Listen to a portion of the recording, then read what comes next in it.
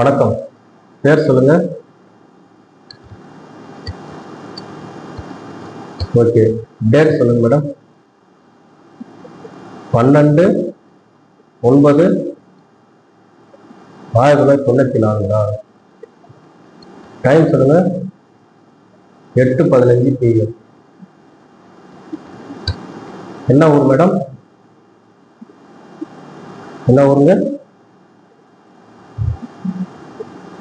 Okay okay, Ramanathan.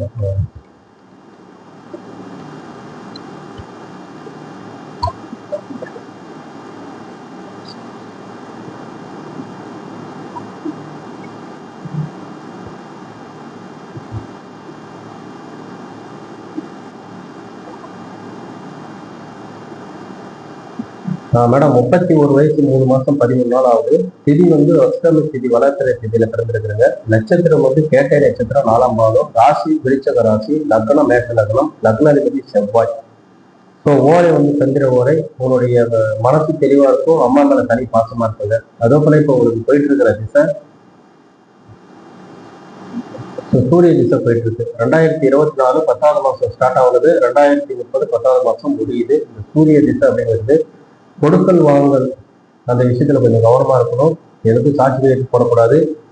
ஒரு பொருளை விற்கிறதும் வாங்குறதும் ரொம்ப கேர்ஃபுல்லா இருக்கணும். ரேட்டு கம்மியா வருதுன்னு சொல்லிட்டு போய் ஏமாற்றக்கூடாது. டாக்குமெண்ட்ல பிரச்சனை அப்படிங்கிறது இருக்கும்.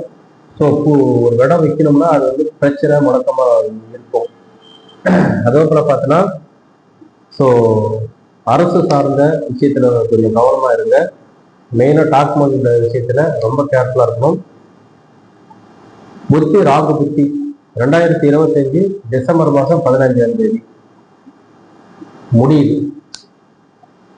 அதே போல பார்த்தோன்னா இந்த ராகு அப்படிங்கிறது வீடு சம்பந்தமான விஷயத்திலையும், கையிருப்பு சம்பந்தமான விஷயம், கொடுத்த வாக்கை காப்பாற்றுற விஷயத்திலையும் கொஞ்சம் ஒரு வழிவேலை கொடுத்துட்டு இருக்கிறாரு. ஸோ சொன்ன மாதிரி நடந்துக்க முடியாத சூழ்நிலை அப்படிங்கிறது அமையும். ஒருத்தவங்கள்ட்ட நாளைக்கு காசு தரோம் அப்படின்னா நிச்சயமா அது நாளைக்கு கொடுக்க முடியாத வாக்கு தப்பா போகுது. அதனால கெட்ட பேர் அப்படிங்கிறது வருது.